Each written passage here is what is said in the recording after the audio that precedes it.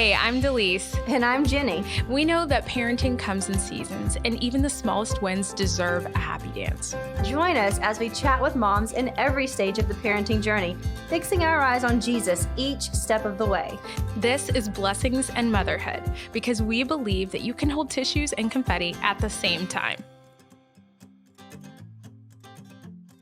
Hey guys, welcome back to another episode of Blessings in Motherhood. Today we have a real treat for you. I'm real excited because we got to talk to a personal friend of mine, a mentor of mine in the homeschooling journey, the motherhood journey, Connie Albers. Yeah, so Connie Albers was amazing. She has a podcast, and in this particular conversation, we really focused on building a good foundation of relationship with your children. She goes into different personality types and how to shepherd your children's hearts well so that as years go on, you continue to have a relationship that is thriving. So we hope that you guys enjoyed this episode. I would encourage you to grab a pen, maybe plan to listen to it twice. And without any further ado, here we are.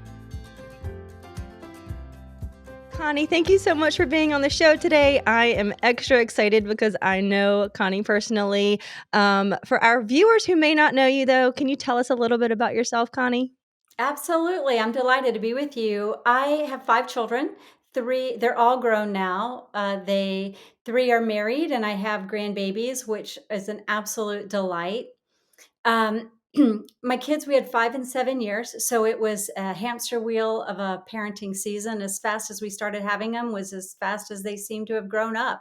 So it is a delight. We homeschooled the kids and have done some really cool things as a family. And what I like to focus on, Jenny, is the fact that along the way is you've got to be cultivating those friendships, and you've got to be cultivating those relationships. Doesn't mean you're a friend, like, oh, I'm your friend. You're the parent, but it means that you have to have a vision of where you're going, because one day, faster than you can even imagine, you're going to turn the tassel and they're going to be adults staring at you, and you can't make them do anything. You can't make them make their bed. You can't make them help you. You can't make them do all those things. So you want to capture their heart. I know we're going to dive into that a little bit today. That's great. And so we know that you homeschooled your kids all the way through. Can you look back on that time and kind of talk to us about that and what things you enjoyed and were glad that you did during that time of your life? Well, I'm really glad, honestly, that my husband asked me to do it, because I was not willing. And when he first asked me if I would consider homeschooling, I said, no, who would do that?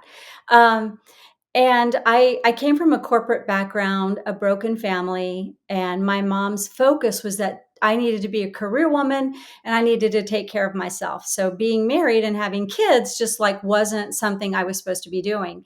And here I was not only married, we've been married for 39 years, but we have 5 amazing kids. So God had other purposes for me. But he asked me if I would prayerfully consider it. And I would just want to say to you moms, God leads through your husbands. Even if your husbands, aren't always in the word, and maybe you don't think they're a great spiritual leader, God does lead through your husband. And if your husband asks you to consider something, and then he says, hey, will you pray about it?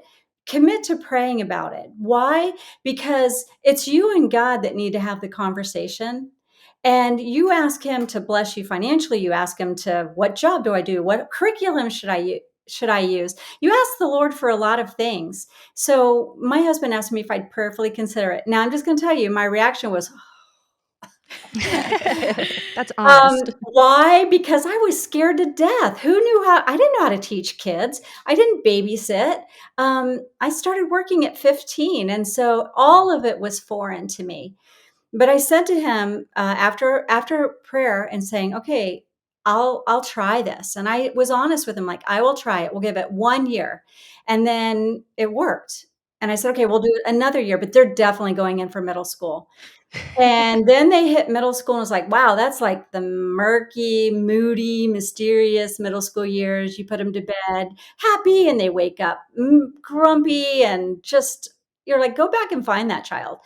I'm like, okay, well, I'm going to homeschool middle school. And then it became, wow, now we got through middle school. Now is the fun time to help them pursue their giftings and talents and develop and find that path that God has for them. Okay, I'll do high school.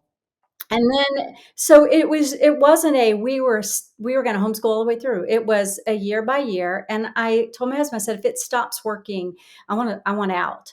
And the truth, my version, his version are different, which if you're married, you know, your versions are not always the same. And so my version was I called the private school like every 2, 3 months to see if they had a group family discount. And he said I called every Friday. There you Somewhere in go. there. So yeah, that's my story. And what am I most grateful for? One, that he asked me to do it. And two, that I was willing to say yes, scared, that I didn't know what I Mm. was doing, and that I said yes. And I leaned on the Lord for all the wisdom and strength. I asked for help from others that were further ahead, or who knew something specific that I needed to know. I asked for help, and I believed that we could do it. I believed that we could do at least as good as our competitors do. Uh, and God was faithful. Yeah. I love that story, Connie, because that's David and I's story as well. And you were one of those ones where I was like, we can homeschool because the Albers homeschool, and I can just Yeah, go right? ask Connie anything I need to know about. And I know you would be honest with me, but you're also going to give that encouragement. So to have that community around Mhm. you, to be asking those questions, even when you're scared, I think is really good for moms to hear. Yeah, the minute we think we've got perfect, that's when our kids are going to show us we're not. Yeah. Yeah. Well, Connie, I know you've got 5 adult children. I know them all very well. Now that, they're past, they are grown and out of there, how did you use the years that they were home to cultivate really good relationships with them? So, three things specifically, and that's for, no matter where you are, start today, right? And that is know what you want when you're at the end of the journey. And I will tell you, Tom and I specifically had a conversation about what was our goal. I was from a broken family that had, and it wasn't a family of faith. And Tom's family was a very religious family. But they didn't have the ideals and the vision that we had. So our first vision was that our family would want to do life together. Mhm. That was really important. Not just turn the tassel and say, thanks for the braces, thanks for the car keys, about your faith. Yeah, no. So we wanted them to, let me just, I kind of mixed two up.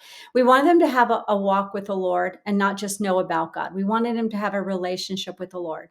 And that looked different for each of the kids at different seasons of their life. But that was what we were aiming for. That's what we were asking the Lord for. The second is that our kids would want to be with us when they didn't have to be. They'd have this sense of, hey, the family's getting together. I'm going to be there. I don't want to miss out, because relationally, it's their people, it's their tribe, it's where they have their identity. Not that their identity isn't in Christ, but they know they belong. We are the Albers, and this is what we do. And to this day, my kids still have that. I was saying earlier, one of the daughters was over this morning, and my son and daughter-in-law was at my daughter and son-in-law's house for the baby play dates last night, and we went to dinner with one of my daughters last night. There really isn't a day now that they're all grown. They don't have to.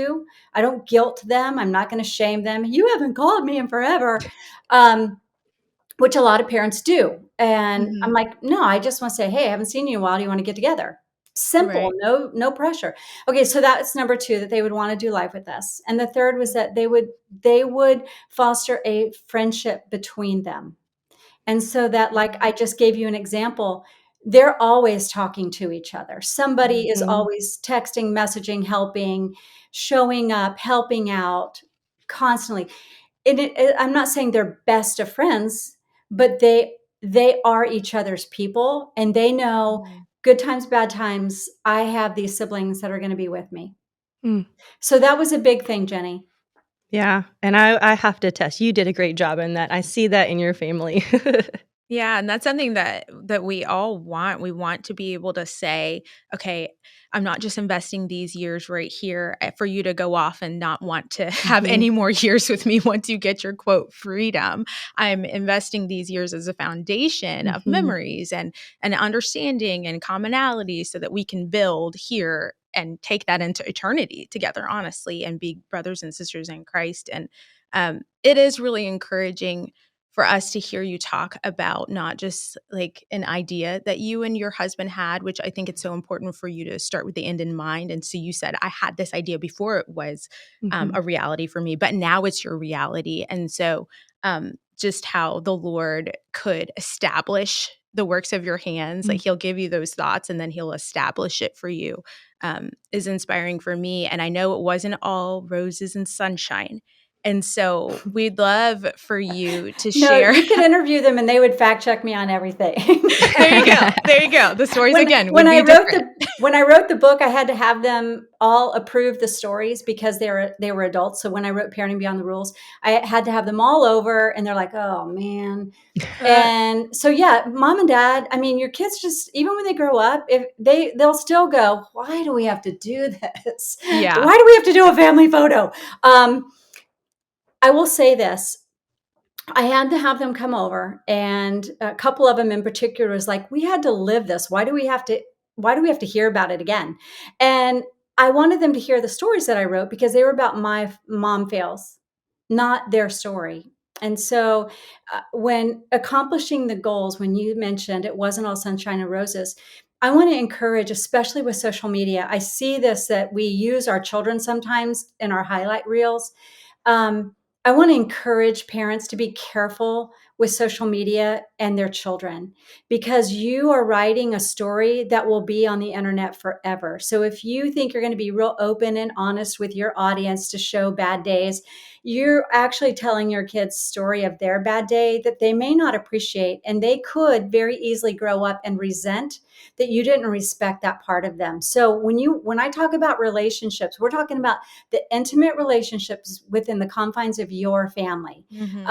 So be real careful with that. I've heard from many parents and a lot of teens that are frustrated that their parents, they feel used. And we have to be careful that that isn't the case. Like, some of my kids don't want me posting anything about them on social media. And if you read Parenting Beyond the Rules, one of my kids is only mentioned once. And when I did an interview for Focus on the Family, the producer said, "Hey, there was just one that you really didn't speak about." And I said, "He was the perfect one. He just sailed under the radar." And we laughed because my kids all know that's not true. But there was a reason why I did that. And so, that goes hand in glove with protecting those relationships, so that when they get to be adults, they're not turning around and then there's going to be enough stuff that they're going to say you did wrong, but you don't want to add to that, because that's sometimes stuff you can't undo. But I don't know what else we're going to talk about, but I hope we have time to talk about when the picture gets blurry. Sure. Yeah. And I would love to hear more about that. And actually, I was just about to ask you too. So when you do know, hey, I just messed up, like you're in the moment, what are some of those things that you told yourself, or tools that maybe you used to try to rectify that so that you could rebuild a foundation that maybe you had damaged? Right. So remember, your relationship's built on trust. And trust is something your kids give you automatically until it gets broken. And the converse is true with our kids. We trust them not to go on a device, on a link they shouldn't be going to. And then all of a sudden, oopsie. So trust gets broken. Same is true with our kids, with us. If we say we're going to do something, we need to do what we say we're going to do, or tell them why we're not going to be able to do that.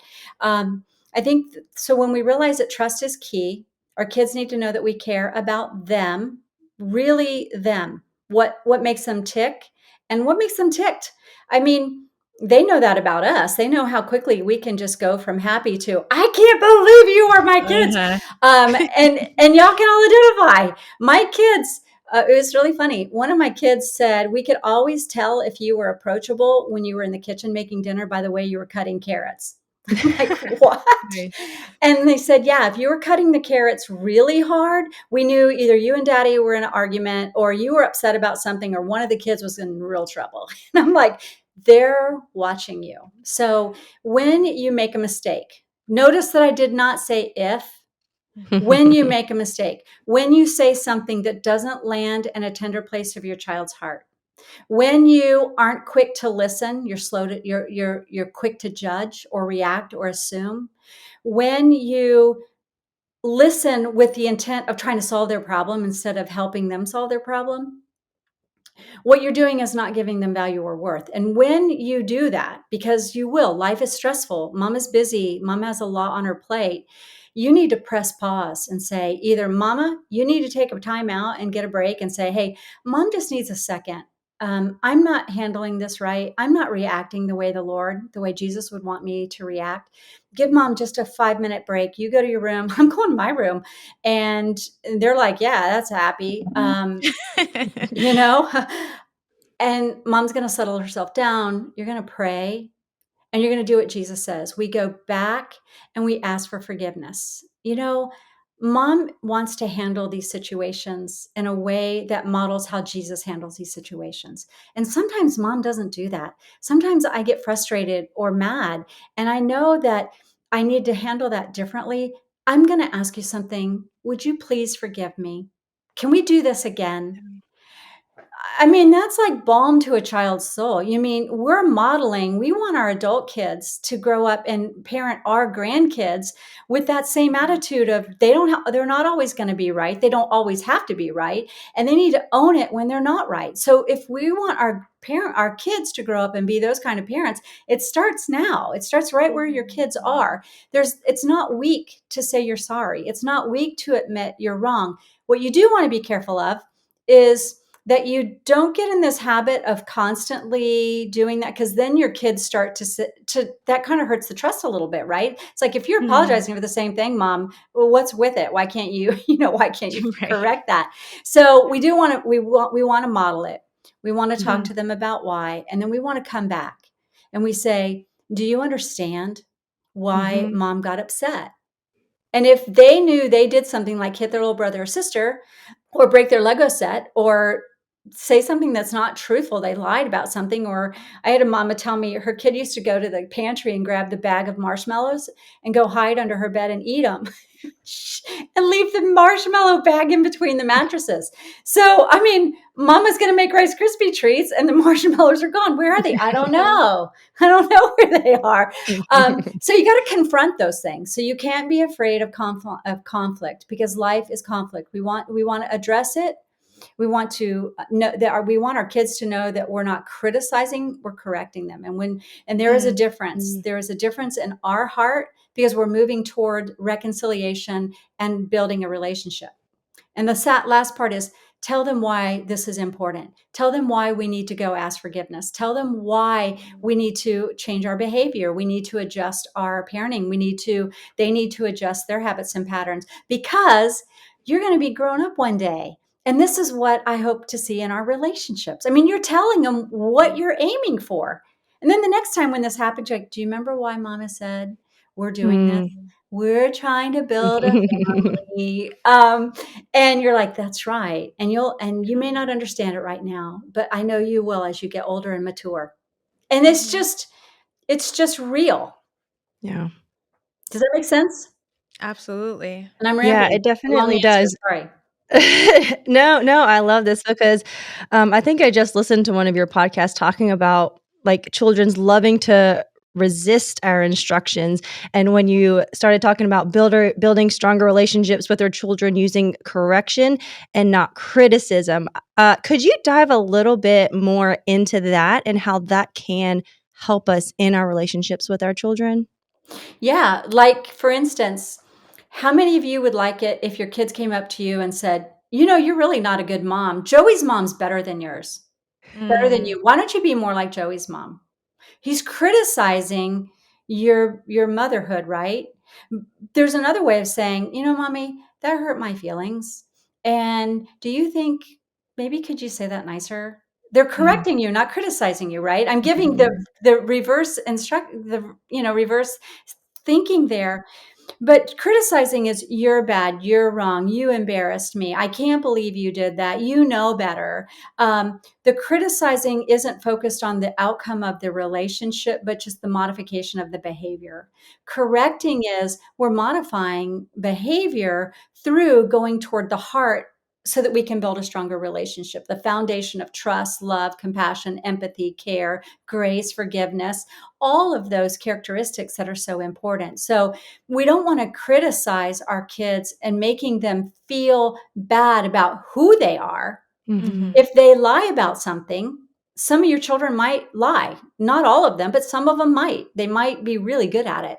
And you're going to have to constantly address, say, a lying. I mean, God says a lying tongue doth God hate. So we have to address that. Instead of saying, I've taught you, you know better. Stop lying. I know you're lying to me. Just say, hey, you know what? God says he hates a lying tongue.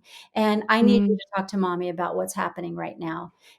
And then directly, did you do such and such? You know, this isn't going to help you and this isn't going to serve you well. Why? Well, because trust is the foundation of everything. And if when you tell me something and you want me to believe you, I have to have that foundational level of what you say, what you do is in line with what we know to be true and right.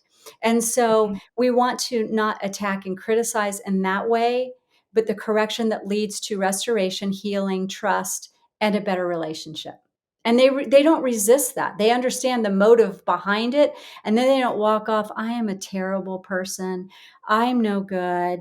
They don't love me. All they do is, and some of your children, can I just speak to personalities for a second? Some of your kids are going to be very sensitive. So everything you say, they're just going to be like, and you're going to want to say, would you get over it? Would you stop? I mean, those are what we're thinking, but we want to be a little more, grown up in our own response.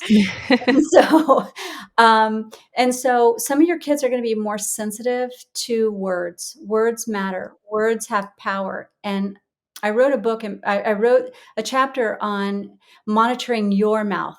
Notice what the construct of that, monitor your mouth.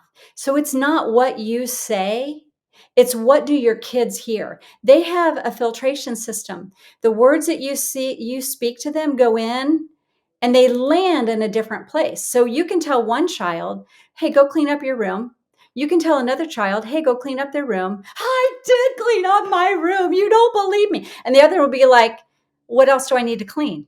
I mean, do you see what I'm saying? You're saying the same words, but you have to think about the child you're talking to and phrase it in a way that they hear what you're asking them. It's not a blanket statement. We want the words that come out of our mouth to land in a tender place of our child's heart. And when that happens, our children's heart is turned towards us. They know that we're for them. We're not against them. We're not trying to drag them to something. We're trying to guide them towards something better. Hey guys, we're going to take a quick break real quick to talk a little bit about practicum. If you guys are looking at becoming an everyday educator yourself, you can join other homeschool parents in your area at our 2024 practicum event. If you've ever been to practicum, this is the year to go. Guys, this is hosted by Classical Conversations leaders around the globe, and these small parent conferences combine the encouragement of community, integration of ideas, and practice with the classical tools. It's a one-day investment that pays off for the rest of the year. And this year in 2024, the focus of practicum is on the art of learning and teaching math classically, which is the best way to study math. Plus, you'll also get an opportunity to learn more about the Math Map, the first and only Classical Conversations math curriculum. You can participate in table talk discussions with other parents and learn how to engage your own students in the math conversation that transcends the ages. Discover how the classical tools of learning and the dimensional structure of mathematics helps us to frame questions and find patterns that enable us to see the unseen and better understand God and our universe. Now, to find out when your local practicum meets, you guys can just go visit ccpracticum.com. That's ccpracticum.com. Yeah, and if you're looking to find out more about the Math Map or you have never heard of it and you're just curious to know more, please check out our episode with Kirsty Gilpin, who's one of the authors of the Math Map. She actually talks about seeing God through math, and it was a life-changing conversation. All right, guys, let's get back to the show. Mm-hmm. Well, and what I'm hearing under what you've said is that you have got to slow down. You can't do any of what you just said if you don't slow down, if you don't take the time to see your child as you get ready to say words that you know are not going to land, and it's what you mean, but it's how you say it that matters most, And so if you're not making that margin, taking your time, the verse that that Leo, my son, and I have been working on is, in James, when it says everyone must be slow to speak, quick to listen, slow to anger. And we started it because I was saying it for him, but it's true. It's for you. Monitor your mouth. As I kept saying it to him, the Lord is like, did you hear that? Did you hear it? So what do you do when you have a child who is resistant to instruction? And it's not even necessarily that they are just sensitive, but they are actively resisting the instruction that Strong-minded you're kids. giving. Yeah. Yeah, What are I some of those? really don't like strong-willed kids. I know it's a big deal. I don't like that because then we Yeah. always think we got to break that. Strength is a good thing in a child. Strong mind Right. means they're a future leader in the making, and it's our job to Mhm. channel that drive that they have Mhm. to where they need to be. Because who knows? They could be president. They could be a leader of whatever, even if they lead themselves. Mhm. But some things that we need to consider when we're talking to a child who openly resists passively or actively. Some kids will be like, yeah, mom. And then they don't, it's like in one ear out the other. They don't do what you say. There's an internal rebellion against you. I'm not going to do it, or I'm going to do it when I feel like I'm going to do it. And you're not going to make me do it 1 second before I feel like going to do it. And then you've got this battle with this kid. Active rebellion, active disobedience for me is easier than the passive because, man, it's so subtle. And then you get into like their psyche. What are you thinking? Or, judging them and stuff like that. But I will say this, get to the why. There's a reason why. Selfish, maybe. I'm not saying definitely. I'm saying it could be selfishness. It could be they're preoccupied with something else. And when you told them to get up and go clean their room, they were like in the middle of a suspense chapter, a suspenseful moment in a chapter book they're reading, and they don't want to stop. And you're making them get up, and you're not giving them any. They feel like you're just controlling them. And all they want is just like a little heads up. So it could be controlling. It could be self-centeredness. It could be, I am the king of my own castle. I'll do what I want when I want. And who are you? You're just my servant. You're just my peasant mother who feeds me 3 times a day and makes sure I have clean clothes. They're not thinking that way, but kind of they are. Yeah. So we have to get to the why.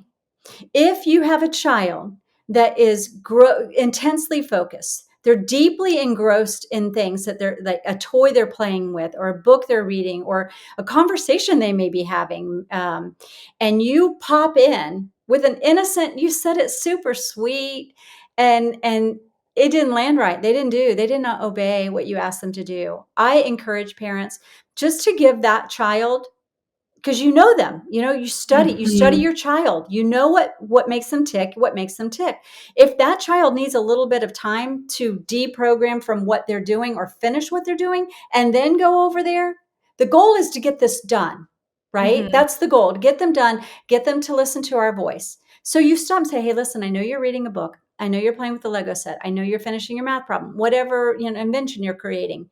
This is what mommy needs you to do. Look them in the Mhm. eyes, Yeah. smile, and say, this is what mommy needs you to do.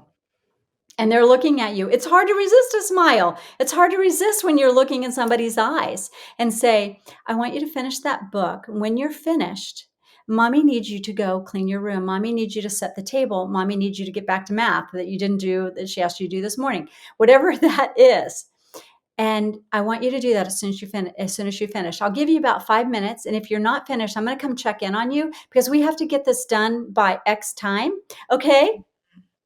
And you smile Yeah. at them and you nod your head yes. And both of you were sitting there smiling at me, nodding your head yes. There is Psychology. a there's a psychological element to somebody feeling valued and respected by them just having eye contact, a smile, a pleasant voice, and respecting that they're doing something. And I don't mind being interrupted because I just like, we're mothers, we like flop all over the place to 100 different tasks. But and not every mother, but by nature we're bouncing all over the place, but it shows them respect. Mhm. And I have always found when you go, you look them in the eyes, you tell them what mommy is asking or what we're doing as a family. And when we're doing it, mommy needs you to finish your math so we can go play such and such. All the kids want to do it together. Well, if they don't do that, Delise, guess what happens? They're now interrupting the entire family. So the Mhm. family can't get to go play. The family can't get to go on a field trip. The impact is more than just on them. So you want to show them respect. You want to get to the why, and you want to ask them, listen, I asked you to finish that and go do something. Why didn't you do what mommy asked you to do? I need to understand. Hmm. Mhm. Mhm. I don't want to do it, mom. Well, that's great. I don't really want to cook dinner every night, but you always like to eat. Mhm. So here's kind of what we have to do as we're growing up. We have to do things we don't always want to do for the betterment of our family, or because we have to keep our family running smoothly, or whatever reason it is. And say, does that make sense to you? And then Mhm. some of your kids they'll like take this to the nth degree. Yes, but I Yeah. still don't want to do it.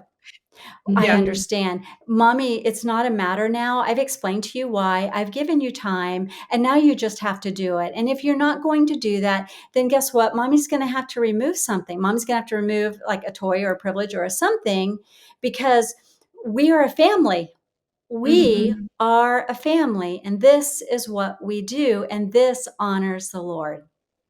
And you're Yes. going to have this conversation in a million different versions, and always with more of a child that is wants to lead and needs space and time. That's a continuing conversation, because what has to Mhm. happen is the child needs to, and I know people don't like to hear this, but submitting is not a bad thing. We're protectors of Mm. our kids. That's right. And so submitting to your parents' authority means that I'm trusting you. See, it comes back to trust. Mhm. I'm trusting you that you know what's better because I'm 8, or you know what's better because I'm 14, or Mm. you know better because I'm 17, or Mhm. Mhm. and that dynamic is what fosters that long-term relationship. So I know we talked about sensitive children a little bit. We talked about the strong-minded child. They always need to know why. They're going to push and challenge you every step of the way, not because they're bad kids. Mhm. Yeah, You they're need to leaders. understand that. Yeah. They're not Mhm. bad kids. They are Mhm. children that are made in exactly the way God made them. And they need you to figure out how they think. This is important. So think about this visual. How do they think? How do they feel? And how they experience the world around them? Mhm. And then you address that child in that way. I have creatives, and creatives need space. They need time. Hmm. They don't just hop up. They're in their own world, and it takes time to kind of bring them back to the world that they're living in the house that they're living in, because they could be sitting on their bed, but they're not in their bed. They're like on the No. boat. I live on a lake. They're on the boat on the lake, mentally, and you're like, hey, come back. Now you have other child you have to be careful of, and I know I don't want to go over on time. You have to have other children, and they're very compliant kids. And they're Mm. watching the child that's strong-minded, that gets all these, you bend over backwards to do all these different fancy ways, instead of just saying, go do this, and they go do it. And it's like, that's not fair. They're keeping note. They've got the tally marks in their mind. And I learned a lot about that when I was writing Parenting Beyond the Rules, because I would talk to my kids about certain things, and they would start telling me, oh, yeah, they were the favorite one. I didn't have a Mhm. favorite one. He was just easier to parent. Yeah, yeah. I'm like, I would hear all this, and then I would realize you're watching who gets extra time with mommy. And maybe they're Mhm. being bad. Maybe they're being not cooperative. Not bad as like they're a bad kid, but Sure. they're not Yeah. cooperating. Mhm.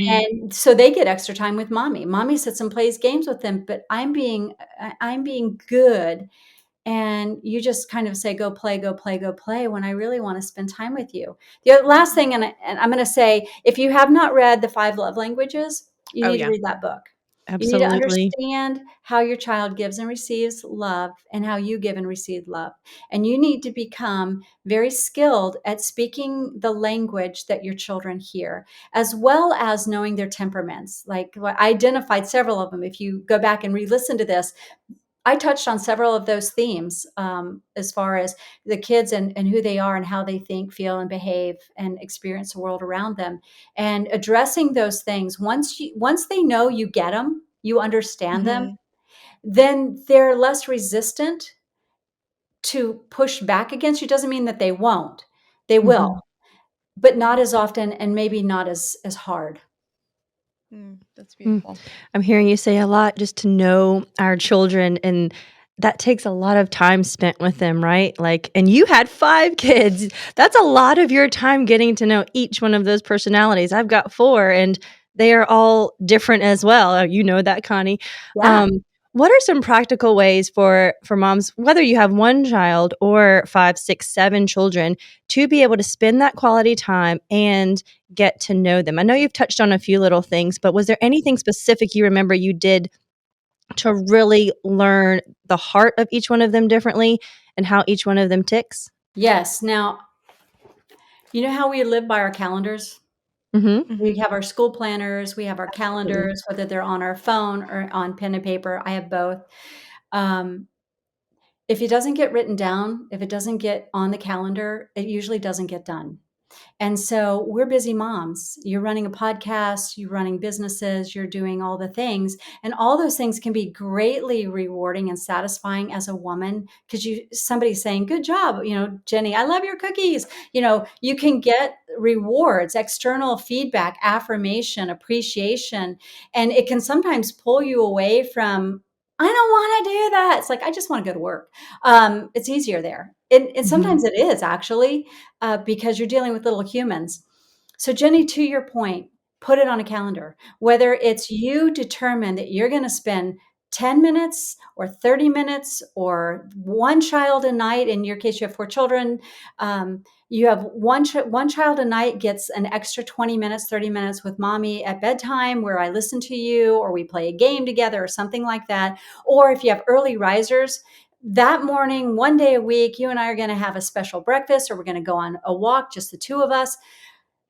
Those are some tangible things. Another thing would be dates. One Mhm. Saturday a day, they go with you to the grocery store, they go with you shopping, or they go with you and do something that they like doing, a bike ride or something that's just the two of you. Doesn't have to be for long extended periods. As they get older, take them on a trip, just the two of you. I took my girls on cruises. I took my boys to New York City. I would take them different places where it was just us. And I Mhm. could have more time, and it doesn't have to be a lot because we mentioned this early on. You're creating memories that they live and they replay in their mind over Mm. and over, and they Mhm. come to look back on those and say, "Mommy, can we do that again?"